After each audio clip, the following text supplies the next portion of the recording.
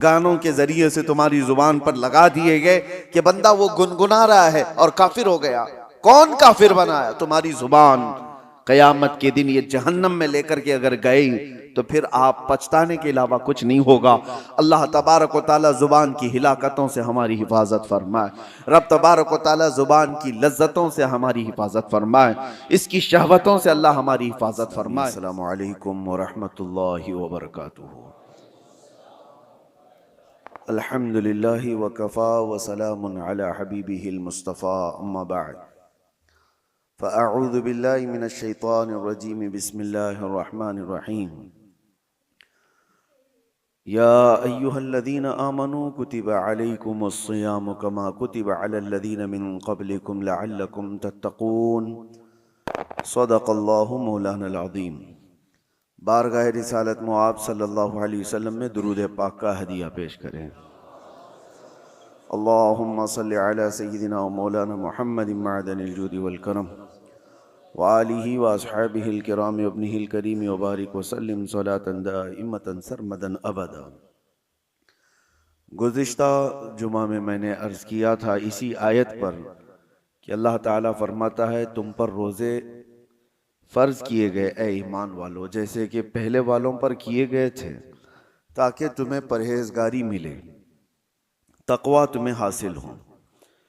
तक़वा हासिल करने के जो ज़रिए हैं उसमें बहुत सारी चीज़ों को छोड़ना है। अल्लाह के नबी सल्लल्लाहु तआला अलैहि वसल्लम से पूछा गया तक़वा क्या है, तो आपने फरमाया कि तक़वा की तफसील इस तौर पर की गई है, कुछ चीज़ें हलाल हैं और कुछ चीज़ें हराम हैं। ये वाज़ेह है, हलाल भी सबको पता है, हराम भी वाज़ेह है, पता है, लेकिन इन दोनों के बीच में कुछ चीज़ें हैं जो मशकूक हैं, जिसके हलाल होने में या हराम होने में लोगों को शक है। तो फरमाया गया इन शक वाली चीज़ों को छोड़ देने का नाम तक़वा है। हराम चीज़ों से बचने का नाम तक़वा नहीं, हराम चीज़ों से बचने का नाम तो मुसलमान है। शराब से बचता है तो परहेजगार है, झूठ से बचता है तो परहेजगार है, नशा से बचता है तो परहेजगार है। नहीं, ये तो बचना उसके लिए फर्ज है। ये हराम चीजों से तो बचना जरूरी है, लेकिन कुछ ऐसी चीजें जो शुबह वाली हैं, पता नहीं कि हलाल है कि हराम है, उन चीजों को भी छोड़ देने का नाम तक़वा है। अब हमारे आदतों में से बहुत सारी चीजें ऐसी लग गई जिसका एहसास ही नहीं, और वो करते चले जाते हैं और उसके वबाल का अंदाजा नहीं हमें। बसा औकात उसको नॉर्मल समझ करके हम चलते रहते हैं। सबसे बड़ी तबाहियों में हमारे जिस्म से जो होती हैं, जुबान की तबाही है। तक़वा के हासिल करने में मेन रुकावट बन जाती है जुबान। जुबान जितना कुछ करती है उतना दूसरे आज़ा नहीं करते। इसीलिए फरमाया गया कि सुबह उठते ही सारे आज़ा, हमारे जितने जिस्म के पार्ट्स हैं, ये सब जुबान से पनाह मांगते हैं कि तू अगर सलामत रही, खामोश रही, तो हम सब सलामत रहेंगे, और अगर तू बहक गई तो मार हमको भी पड़ती है। जुबान से गाली किसी को दिया, लेकिन कोई जुबान को नहीं मारता, दूसरी जगह पड़ती है। तो जुबान के मुतालिक ये कहा गया कि इसकी तबाहकारियां ज्यादा हैं, और यहीं से बात आती है अब रोजे की। मैं आपको कहूं, जाहिरी तौर पर तो ऐसा लगता है कि रोजा रखवा करके मुंह की तमाम चीजों को बंद कर दिया गया, यानी कोई ग़िज़ा, कोई पानी अंदर ना जाए। जो जुबान जिसके चटखारे लेती है, जिसकी लज्जतें लेती है, जिसको चखती है, उसको रोक दिया गया है कि जुबान के जरिए से कोई भी चीज अंदर न जाए। इसको खामोश रखना है, सुबह से लेकर शाम तक खाने पीने की कोई चीज इससे ना गुजारो। तो जाहिरी तौर पर तो ये लगता है कि खाने पीने की चीजों से इसको रोक दिया गया, तो और आप रुक भी जाते हैं, बहुत अच्छा है।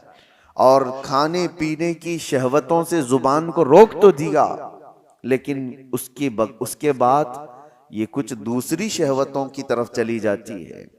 जुबान से बेहयाई की बातें करना, गाली देना, गीबत करना, चुगली करना, अगर इससे वो ना बच पाई तो फिर खाने पीने वाली चीजों से बचने का कोई मतलब नहीं रह जाता।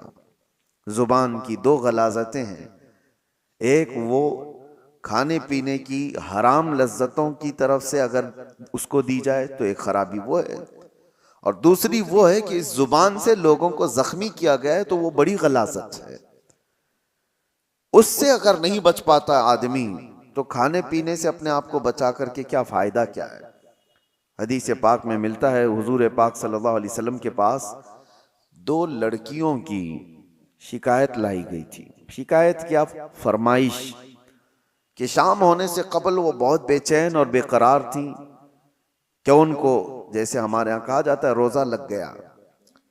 दो लड़कियों के बारे में इजाजत मांगा गया कि इनको जल्दी इफ्तारी की इजाजत दी जाए, इसलिए कि इनका हलक सूख गया और ये बेकरार हैं, बहुत तड़प रही हैं भूख और प्यास से। हुजूर पाक सल्लल्लाहु ताला अलैहि वसल्लम ने पूछा, कौन है? फलां फलां है।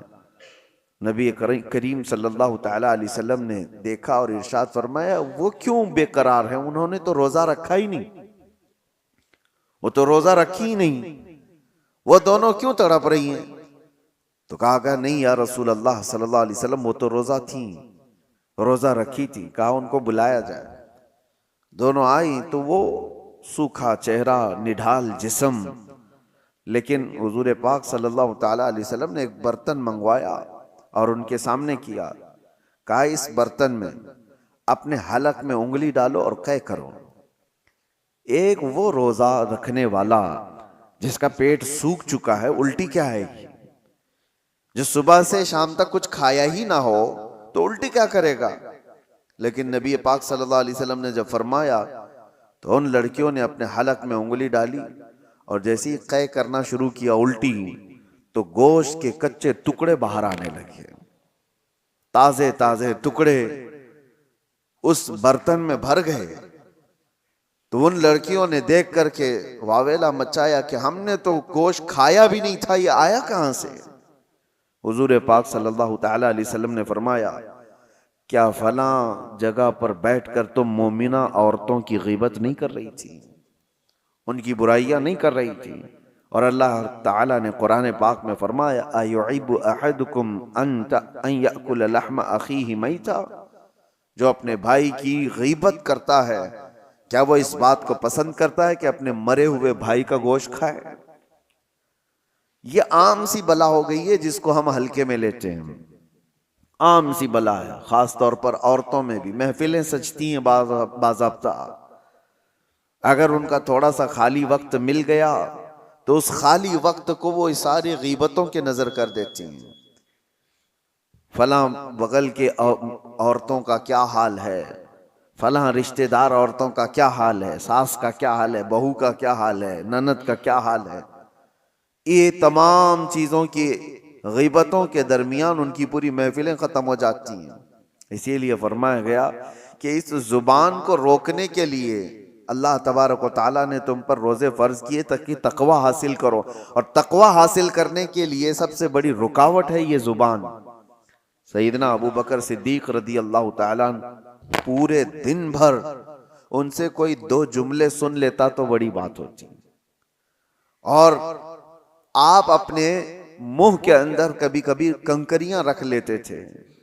कोई कुछ पूछता तो मुंह की तरफ इशारा फरमाते कि मुंह में कुछ है। तो बात ज्यादा ना करने के लिए आप, हालांकि कौन सी गलत बात करने वाले थे, वो रसूलुल्लाह सल्लल्लाहु ताला अलैहि वसल्लम के जानशीन हैं, उसके बावजूद अपनी जुबान को बचाने के लिए पूरा पूरा दिन अपने मुंह को बंद रखते। और हकीमों ने यही फरमाया, जो खामोश रहता है उसकी इज्जत बढ़ा दी जाती है। मन सकत नजा, जो खामोश रहा वो नजात पा गया। और अक्सर ऐसा होता भी है कि मेरे आका सल्लल्लाहु ताला अलैहि वसल्लम ने जुबान को पकड़ करके भी फरमाया था, मन यदमनु बैन लिहयैहि व मन व बैन सुदगै, मन यदमनु बैन लिहयैहि व बैन सुदगैहि, अदमन लहुल जन्ना, हुजूर फरमाते हैं दो रानों के बीच में जो तुम्हारा हिस्सा है शर्मगाह, और दो जबड़ों के बीच में जो तुम्हारी ये जुबान है, ये दो चीजों की हिफाजत की जिम्मेदारी ले लो, हुजूर फरमाते हैं मैं तुम्हारे जन्नत में जाने की जमानत देता हूं।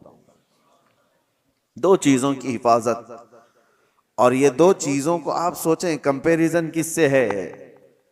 शर्मगाह, आदमी की शर्मगाह जो जिससे आदमी बहुत बड़े भयानक गुनाह कर सकता है, जिना का तक इर्तिकाब शर्मगाह से होता है, और उसके साथ जिस दूसरे पार्ट को जोड़ा गया वो जुबान है। यानी जितने खतरनाक गुनाह शर्मगाह से होते हैं, उसी अंदाज से गुनाह तुम्हारी जुबान से भी होते हैं। एक बात मैं आपको बताऊं, शर्मगाह जिना कर सकती है, गलतकारियां कर सकती हैं, लेकिन शर्मगाह कुफ्र नहीं करती। कुफ्र जो है जुबान करती है, कुफ्र जो है वो जुबान करती है, शिर्क जुबान करती है, शर्मगाह नहीं करती। इसीलिए बाज उलमा ने कहा कि शर्मगाह से भी ज्यादा जिल्लत वाली कभी कभार पार्ट या कोई अज़ू बनता है तो वो जुबान बन जाती है। अल्लाह का इनकार करने वाली जुबान, रसूलुल्लाह सल्लल्लाहु तआला अलैहि वसल्लम की तमाम निशानियां देख करके जुबान से उनके खिलाफ बोलने वाली जुबान, इस्लाम के खिलाफ भोंकने वाली जुबान, ये वो जुबान है जो शर्मगाह से भी ज्यादा खतरनाक है। और आपके जिस्म के अंदर, आपके मुंह के अंदर जो जुबान है, आप खुद उसको फैसला करें कि किस हद तक सही है और किस हद तक गिरी हुई है। अरब में एक बात कही जाती है, जराहतुस सिनान लहल तियाम वला यल्तामु मा जरहल लिसान।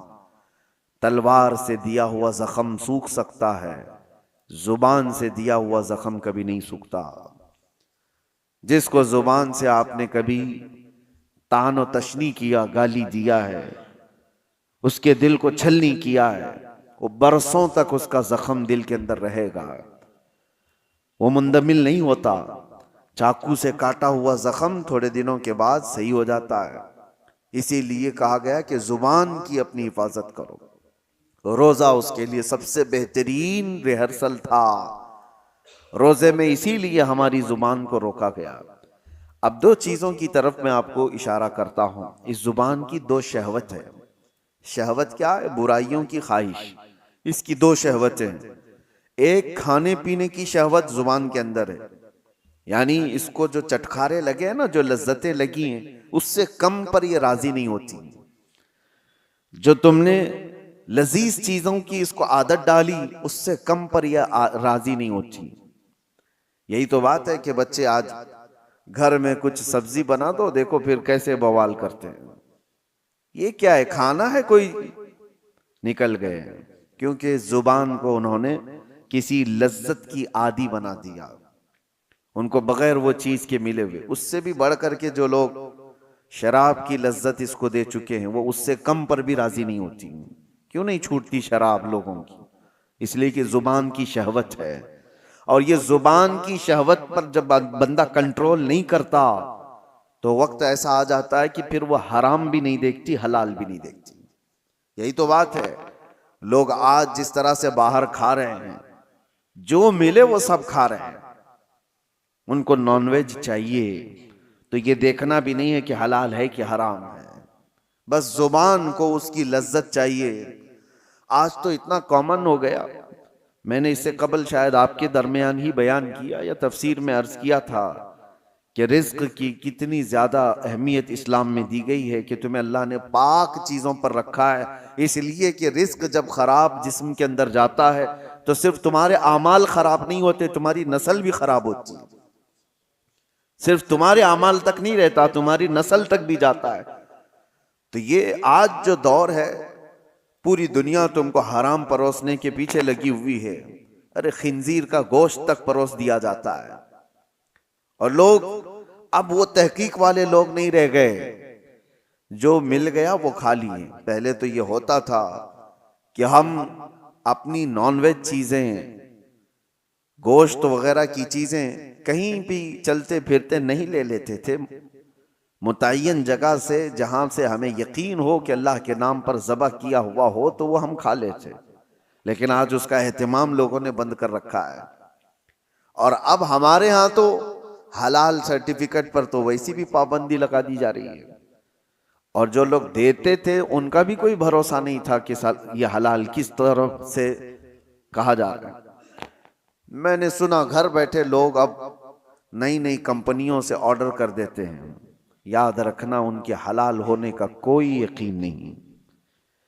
घर बैठे लोग आसानी के लिए 5 मिनट में 10 मिनट में डिलीवरी बॉय आएगा और दे करके चला जाएगा।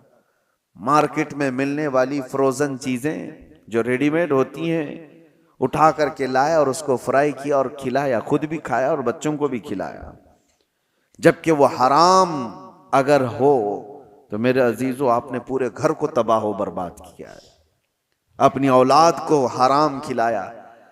आप कमाने में तो बहुत हराम हलाल देख करके कमा रहे थे कि किसी को झूठ बोलकर नहीं कमाऊं, धोखा देकर ना कमाऊं, कोई हराम रोजी घर पे आने ना दूं। तुम्हारे पास हलाल पैसे थे लेकिन हलाल पैसों से खरीदा हराम रोजी, तो ये कहां आकर के गिर गए। ये सब की सब चीजें हैं, ये जुबान की लज्जतें हैं जो बंदे को ये सब करा देती हैं। खाने की ऐसी लत पड़ी हुई है, नौजवान ढूंढते रहे कहीं ना कहीं ये पिज्जे बर्गर मिल जाएं, और जहां मिला खा लिया, क्योंकि उसकी लज्जत इसको जुबान को मिली, इससे कम में नहीं हो सकता। वेस्टर्न कंट्रीज में अरब लोगों को तो ये फास्ट फूड कंपनियों ने ऐसा आदी बना दिया कि उनके यहाँ घरों में खाने बनने का रिवाज ही खत्म हो चुका है। नहीं, उनके लिए तो एक ताज्जुब की बात हो गई है कि घर में कोई औरत खाना बनाती है। वहां तो सब कुछ बाहर के दुनिया पर डिपेंड है। यह और बात है कि कंपनियां हेल्थ के सिलसिले में तो देखती हैं, हुकूमतें हेल्थ के बारे में तो देखती हैं, लेकिन हलाल है कि हराम है इस पर कोई सीरियसनेस नहीं है। मेरे अजीजों, चंद साल पहले हमारे इसी शहर की बात बता रहा हूं, एक पिज्जे की मशहूर दुकान में एक साहब ने खरीदा और खाया भी और दूसरों को खिलाया भी। बाद में पता चला कि ये दुकान वाला हालांकि मुसलमान है, ओनर मुसलमान है, पिज्जे की दुकान वाला। सुनने में आया कि वो पोर्क बेचता है, सुअर का गोश्त भी पिज्जे में मिला करके बेचा जाता है। तो ये साहब फौरन भागे भागे उसके पास गए, कहा कि मैं तो आपकी दाढ़ी और आपके नाम के सिलसिले में मुतमईन था, तुम ये क्या कर रहे हो। कहा कि साहब आपके लिए नहीं बेच रहे हैं, हमारे पास दूसरे लोग भी आते हैं, उनके लिए बेचा जा रहा है। मुआज़ल्लाह रब्बिल आलमीन, क्या इस्लाम इस बात की इजाजत देता है कि किसी मोमिन का माल ना चोरी किया जाए, किसी दूसरे का चोरी किया जाए? हलाल हो जाएगा दूसरे का माल चोरी करना। किसी मुसलमान औरत से जिना ना किया जाए, किसी दूसरी औरत से जिना करने की इजाजत दे देगा? आपको जब खिंजीर अल्लाह ताला ने कुरान में हराम फरमाया तो उसका खाना तो छोड़ें, उसका उठाना, उसका देना, उसकी तरफ इशारा करना, सब कुछ हराम होगा। किसी ने अगर पूछा भी कि मुझे ये चीज खाना है और मुझे बताओ कहां बिकता है, तुमने अगर उसको हिदायत दिया, रास्ता बताया, तो भी हराम काम किया। शराब की दुकान की तरफ तुमने इशारे करके बताया यहां मिलती है, जाओ ले लो पी लो, तुम भी उसके गुनाह में बराबर के शरीक हो। ये अगर आज हालात ऐसे हो गए हों तो बचना कितना मुश्किल हो गया है, कितना मुश्किल हो गया है। एक ऐसे मुसलमान की दुकान पर उसने देखा, ये बड़ा बवाल भी हुआ था, बहुत कुछ हुआ, लेकिन मेरे अजीजों इसका इलाज क्या है? क्या आप सारे के सारे मिल करके ऐसी जगहों से इन तमाम चीजों को हटाने की मांग करेंगे कि तुम ये नहीं बेच सकते, तुम ये नहीं? मेरे अजीजों, ये दुनिया अब अलग लेवल पर चल रही है। तुम्हारे मुजाहरे, तुम्हारे प्रोटेस्ट से कोई चीज बदलती नहीं। तुम अपनी जुबान के खिलाफ प्रोटेस्ट करो। इसको जो हमने लज्जतें दी थी, वजह यह है कि मैं गया क्यों वहां पर, ये जुबान मुझे वहां तक ले गई कि मुझे यही खाना है, तो तुम वहां तक पहुंचे। इस जुबान को उन तमाम लज्जतों से आरी कर दो, निकाल दो। और रमजान इसी के लिए खास तौर पर मेहमान बन करके आया है। मेरे अजीजों, दो शहवतें मैंने जुबान की बताई, एक शहवत इसकी खाने पीने की है और एक शहवत इसकी बोलने की है। बोलने की भी एक शहवत है। ये ऐसा नहीं है कि ये जुबान खुद ब खुद ऐसी कुछ बक चली जाएगी, इसकी भी एक शहवत है। कुछ लोगों को हंसाने के लिए झूठी चीजें गढ़ लेते हैं। कहा ये शहवत है जुबान की। वो अपने आप को बड़ा बनाने के लिए लोगों के दरमियान झूठी बातें फैलाया और वो उतना ही बड़ा गुनहगार है। झूठ बोलने का जो गुनाह है, लोग जुबान के जरिए से जो दूसरों की बैक बाइटिंग करते हैं, गीबत करते हैं, इसको हल्के में लेते हैं। बसा औकात कहा गया अलगीबत अशद्दु मिनज़ ज़िना, गीबत जो है ना ये जिना से भी बढ़ जाता है। इससे कई चीजें तबाह बर्बाद होती हैं। और हुजूर पाक सल्लल्लाहु अलैहि वसल्लम की हदीस है अन्नम्माम ला यदखुलुल जन्नह, नम्माम कहते हैं चुगलखोर को।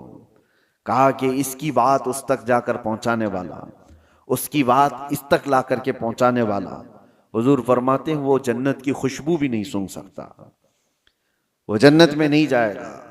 और ऐसे कितने लोगों की आदतें हैं। मुखबिर लोग क्या करते हैं, ये टिप्पर लोग क्या करते हैं, सब यहाँ की खबरें उधर देने का, उधर की खबरें इधर लाना है। 100-500 के लिए वो अपना ईमान बेचते हैं और वो जन्नत की खुशबू से भी महरूम हो जाते हैं। और खास तौर पर कुछ लोग इसको अपना आज का एक स्टेटस बना चुके हैं कि हमारा मकाम पुलिस के सामने बड़ा होगा, हमारा मकाम डिपार्टमेंट के सामने बड़ा होगा, क्योंकि हम कौम की कुछ बातें ले जाकर रखेंगे, जासूसी करेंगे, इसकी उसकी खबर ले जाकर के पहुंचाएंगे। चुगलखोरी को अल्लाह के रसूल सल्लल्लाहु अलैहि वसल्लम ने कितनी सख्ती से मना फरमाया कि वो जन्नत की खुशबू नहीं सूंघ सकता। ये सारे वो काम हैं जो जुबान करवाती है। जुबान की हिलाकतें बहुत ज्यादा हैं। इसीलिए मेरे अजीजों, जितना इसको खामोश करा सकते हो खामोश कराओ। उसका दूसरा इलाज मैं आपको बता कर जाता हूं। इमाम गजाली रहमतुल्लाहि ताला अलैह ने फरमाया, बसा औकात किसी इंसान की जुबान शैतान का पेशाब खाना भी बन जाती है। शैतान की पेशाब खाना बन जाती है। शैतान जिस पर पेशाब करे वो कितनी गंदी जगह होगी, वो जुबान बन सकती है किसी की। जुबान इतनी भी गलीज हो सकती है। इसको अगर रोका नहीं गया, इसको अगर कंट्रोल में नहीं रखा गया तो ये शैतान की पेशाब गाह बनेगी, पेशाब खाना बनेगी। अब इसके इलाज के सिलसिले में मैं आपको बताऊं, सारे बुजुर्गों ने, औलिया कामिलीन ने इसको धोया, इसको पाक किया। तो क्या किया, जब जब इस जुबान को दुरूद पाक की आदत डाल दी जाए, मेरे नबी पाक सल्लल्लाहु ताला अलैहि वसल्लम की गैरत है कि फिर उस जुबान की हिफाजत पर अल्लाह फरिश्तों को लगाता है। अब इस जुबान को बचाओ। ये कसरत से नबी पाक सल्लल्लाहु अलैहि वसल्लम पर दुरूद भेजती है। अल्लाह का जिक्र करने वाली जुबान, मेरे अजीजों, अल्लाह तबारक व तआला उस जुबान की हिफाजत करेगा। अभी देखें, ये रब ताला का एहसान ही तो है, खाने पीने से अल्लाह ने हमारी जुबान को बचा कर रखा। ये हिफाजत तो हो रही है।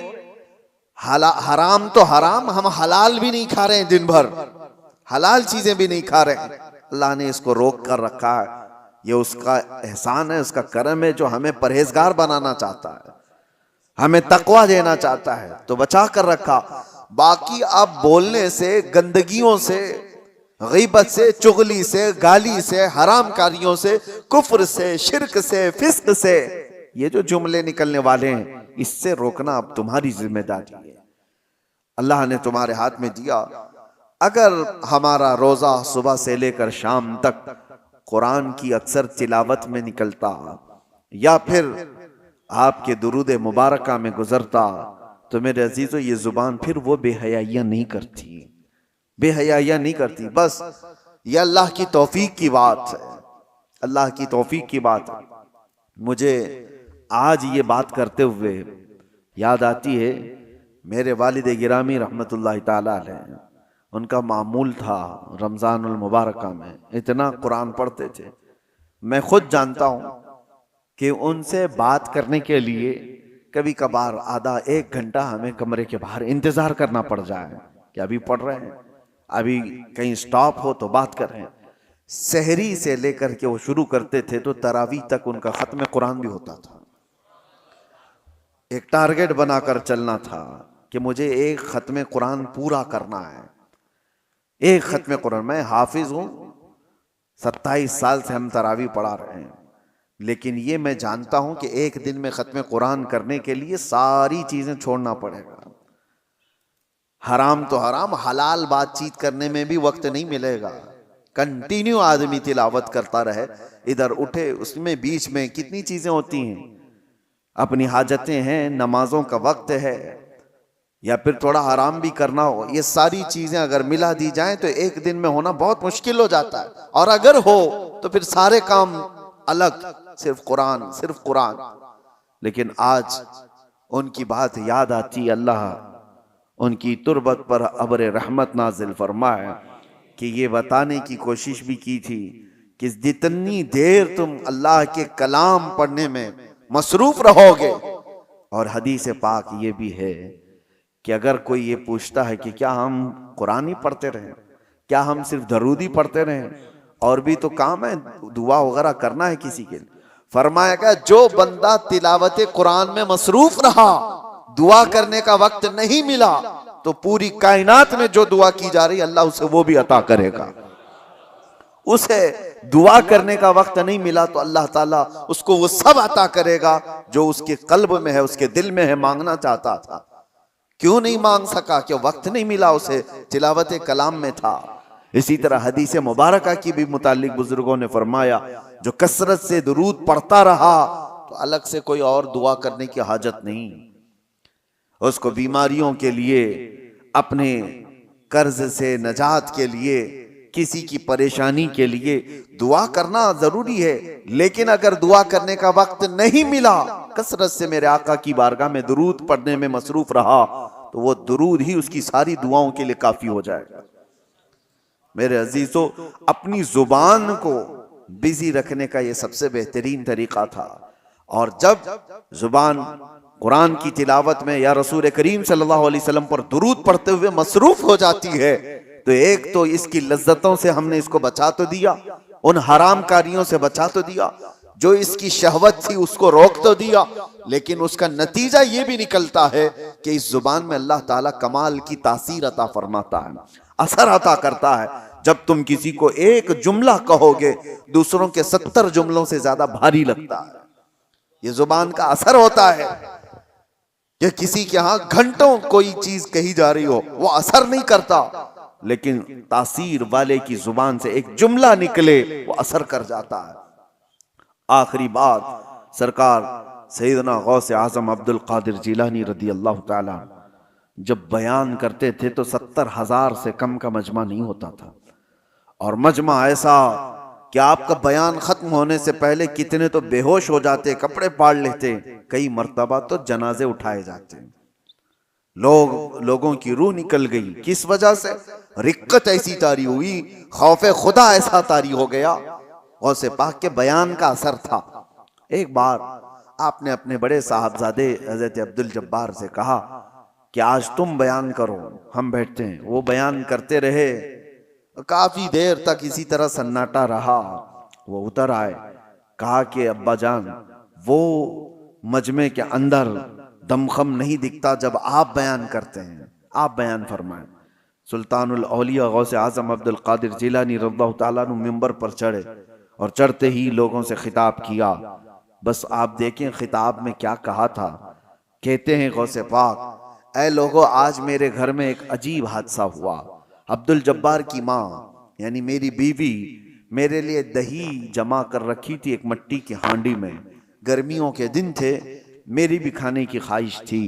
मैं भी थका हारा घर पहुंचा था और मेरी बीवी कई दिन से उस दही को जमा कर रखी थी, लेकिन अभी करीब था कि मैं खाने के लिए बैठूं, एक बिल्ला आया घर में और पंजा मार दिया, और उस हांडी को ऐसा पंजा मारा कि हांडी फूट गई और दही पूरा बह गया, और वो बिल्ला उस पर चाट करके चला गया। ना मैं खा सका, ना मेरी बीवी खा सकी।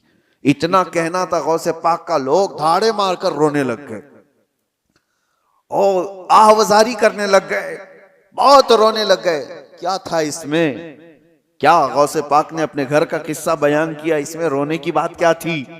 अरे दही गिर गया, मटका फूट गया, इसमें क्या रोने की बात थी? मेरे अजीजों, वो अहले दिल लोग थे और गौसे पाक की जुबान से निकलने वाले जुमले ये घर के किस्से नहीं सुनाए जा रहे थे, बल्कि गौसे पाक उनको इशारे में ये बता रहे थे कि इंसान की जिंदगी ऐसी होती है, माल जमा करता है, जमा करता है, जमा करता है, जब खाने का वक्त आता है तो मलकुल मौत रूह निकाल लेता है।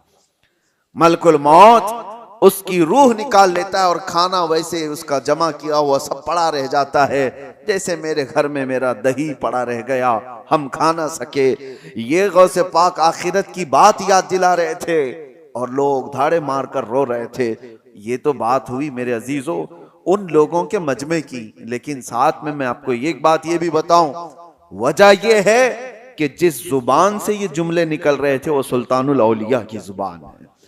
जुबान का असर होता है, जुबान का असर होता है। मिसाल के तौर पर मैं आपको बताऊं, बंदूक की गोली बहुत असर करती है, बहुत असर करती है। बंदूक में रख करके अगर मार दिया गया तो हो सकता है किसी की मौत हो जाए, लेकिन वही 50 ग्राम की गोली अपने हाथ में लेकर किसी को मारो, ज्यादा से ज्यादा थोड़ी सी चोट आएगी, क्या वो असर करेगी? हाथ से आप मार रहे हो किसी को गोली लेकर के, ऐसे ही फेंक दिया जैसे कंकर या पत्थर को फेंकते हैं, किसी को कुछ करेगी? ज्यादा से ज्यादा जो उसका वजन है उतना चोट पहुंचाएगी, कुछ नहीं होगा। गोली वही है, बारूद वही है, लेकिन वही बंदूक की नाली में रख करके मारो तो आदमी की जान चली जाए। ये बात आपको इसलिए मैं बता रहा हूं कि जुबान का असर होता है। बात यही है कि आम वो बंदा जिसने जुबान को बेहयाई में रखा है, उसकी उन बातों का वो असर नहीं होता। हाँ, वही एक अल्लाह के वली की जुबान से एक जुमला निकल जाए, वो हजारों की दिलों में असर कर जाता है, असर कर जाता है। यही तो महबूब इलाही की बारगाह में एक शख्स ने आकर के अपने घर की कमजोरी और गरीबी की शिकायत की थी। मेरी बेटी की शादी है, कुछ भी नहीं है मेरे पास माल, और आपने कहा ठीक है जाओ बाहर से कुछ ढेले पत्थर मिल जाएं तो ले आओ। 3 ढेले ले आया, छोटे छोटे से। आपने 3 बार कुल हुवल्लाहु अहद पढ़ा, दम कर दिया, कहा ले जाइए। बाहर जाकर देखता है तो वो सोना बना हुआ। कहा इसको बेच ले और अपने घर की जो गुर्बत है उसको दूर कर, अपनी बेटी की शादी कर ले। जाहिर सी बात है वो तो 3 टुकड़े सोने के ले गया, कंकरियां जो भी थी, शादी हो गई सारी चीजें, लेकिन फार्मूला तो हाथ में मिला था। मट्टी को, ढेले को सोना कैसे बनाया जाता है उसने तो सामने खड़े खड़े देखा था, और उसके बाद घर में बहुत बड़े बड़े ढेले जमा कर लिया, बड़े बड़े पत्थर ला करके बैठा, और उसके बाद वही कुल हुवल्लाहु अहद पढ़ना शुरू किया। 3 बार पढ़ा, फूंक मारा, 3 बार पढ़ा, फूंक मारा, वो ढेला ढेला ही, वो पत्थर वैसा ही। उसने सोचा फिर क्या पढ़ा था उन्होंने, 1000 बार पढ़ लिया, वो कुछ नहीं बदला। दूसरे दिन वो आया, महबूब इलाही से पूछा कि आपने उस दिन मुझे जो ढेले को सोना बना के दिया, क्या पढ़ के दिया था? कहा कुल हुवल्लाहु अहद का सूरा 3 बार। कहा मैं तो 1000 बार पढ़ा, वो ढेले बदल ही नहीं रहे। तब आपने फरमाया तू जिस जुबान से पढ़ रहा है वो और है, मैं जिस जुबान से पढ़ रहा हूं वो और है। जुबान का असर होता है मेरे अजीजों। इस जुबान को जब लज्जतों से बंदा बचा लेता है, अल्लाह उस जुबान में वो असर अता करता है कि जब बंदा फिर किसी को कहे तो दिल में पार हो जाए, और जब बंदा अल्लाह की बारगाह में भी अर्ज करे तो अल्लाह उसकी जुबान की भी लाज रखता है, उसकी जुबान को बेवजन होने नहीं देता। बस अब ये रमजान सबसे बेहतरीन मौसम है, इस जुबान को पाक कर लो, खाने पीने की लज्जतों से भी और बेहयाइयों की भी लज्जतों से। जब ये जुबान पाक हो जाए तो अपने इस जुबान को आदत डाल लो मेरे मुस्तफ़ा करीम की बारगाह में कसरत से दुरूद भेजने की। और एक बात मैं बताकर रुखसत होता हूँ, हजरत सैयदना सुलेमान जजूली रहमतुल्लाह तआला अलैह बहुत पाए के बुजुर्ग हैं जिन्होंने दलाइलुल खैरात शरीफ लिखी है। दलाइलुल खैरात दुरूदों के मजमुए का एक ऐसा हिस्सा पूरी दुनिया में आज मशहूर है, जितने दुरूद थे सबको उन्होंने जमा किया। और दलाइलुल खैरात पढ़ पढ़ करके कितने वो लोग हैं जिनको अल्लाह ने विलायत अता फरमाई, अल्लाह के वली बन गए। उसको लिखने वाले सुलेमान जजूली, क्यों लिखा उन्होंने, वो बताते हैं एक बार सफर में थे और रास्ते में शाम हो गई, असर हमने नहीं पड़ी थी, करीब देखा तो एक कुआं था, कुएं से पानी निकालने की कोई चीज है नहीं और हमें वजू करना है और असर का वक्त जा रहा है, सूरज डूबने को है। देखा एक छोटी सी बच्ची करीब में आ रही थी, तो इन्होंने सोचा घर वगैरह होगा इसका, जल्दी से उस बच्ची को बुलाया, 10-11 साल की बच्ची। उससे कहा बेटी कोई पानी निकालने के लिए कुएं से चीज तुम्हारे यहां से मिल जाए तो ले आओ ताकि हम पानी निकालें और वजू करें, नमाज पढ़ें। उस बच्ची ने कहा अच्छा इतना ही करना है आपको। तो करीब आई, कुछ पढ़ा और कुएं में थूक देती। जैसे ही उसका कुएं में थूकना था कि पानी जोश मारता हुआ ऊपर आ गया। कुएं का पानी ऊपर आया। सुलेमान जजूली कहते हैं हमने वजू कर लिया, देखा कि इस लड़की की करामत, और उससे हमने कहा अल्लाह की कसम देता हूं बेटी रुक जाना, नमाज पढ़ लेने दे, हमारी असर कज़ा ना हो जाए। असर की नमाज पढ़ने के बाद उस बच्ची से आप पूछते हैं बता तो सही क्या पढ़ करके तूने इस कुएं को इस तरह का हुक्म दिया। उसने, उस लड़की ने कहा कुछ भी नहीं, एक बार दुरूद पढ़ा था, एक बार दुरूद पढ़ा था। कहा एक बार दुरूद पढ़ा और कुएं का पानी जोश मारकर बाहर आया। उस बच्ची ने कहा बात दर हकीकत यह है कि मेरे वालिद ने हमें तरबियत ऐसी की, कभी हमने अपनी जुबान पर हराम ग़िज़ा को लगने नहीं दिया और कभी हराम जुमला जुबान से निकाला नहीं। फिर दुरूद पाक पढ़ा तो अल्लाह ने उसमें यह असर अता फरमाया। उसके बाद आपने पूरे दुरूदों का मजमुआ लिखा था। इसीलिए मेरे अजीजों जुबान को बचाओ, इसकी हिलाकतें बहुत बड़ी हैं। जब ये हिलाक करती है आदमी को तो काफिर बनाकर छोड़ती है। यही जुबान के जुमले हैं जो इंसान को इस्लाम से खारिज कर देते हैं, ईमान से। ये गाने गाते थे वे नौजवान, इनको लगता है इंटरटेनमेंट है, उसमें कितने ऐसे अशार हैं पढ़ते ही आदमी काफिर हो जाता है। खुदा के खिलाफ गानों के जरिए से तुम्हारी जुबान पर लगा दिए गए कि बंदा वो गुनगुना रहा है और काफिर हो गया। कौन काफिर बनाया? तुम्हारी जुबान। कयामत के दिन ये जहन्नम में लेकर के अगर गई तो फिर आप पछताने के अलावा कुछ नहीं होगा। अल्लाह तबारक व तआला जुबान की हिलाकतों से हमारी हिफाजत फरमाए। रब तबारक व तआला जुबान की लज्जतों से हमारी हिफाजत फरमाए, इसकी शहवतों से अल्लाह हमारी हिफाजत फरमाए। रब करीम हमें तकवा और परहेजगारी अता फरमा। इस रमज़ानुल मुबारक को मौला हमारी इस्लाह का जरिया बना दे, हमारे घरों की बेबरकती को ख़त्म फरमा दे। मौला करीम हमारे दिलों में इश्क़ मुस्तफ़ा अता कर, हमारी आंखों में तेरे हबीब पाक के चेहरे जमाले जहां आरा की देखने की तड़प अता फरमा। व सल्लल्लाहु तआला अला खैरि खल्क़िही मुहम्मद व आलिहि व सहबिही अजमईन व आखिरु दावाना अनिल हम्दुलिल्लाहि रब्बिल आलमीन।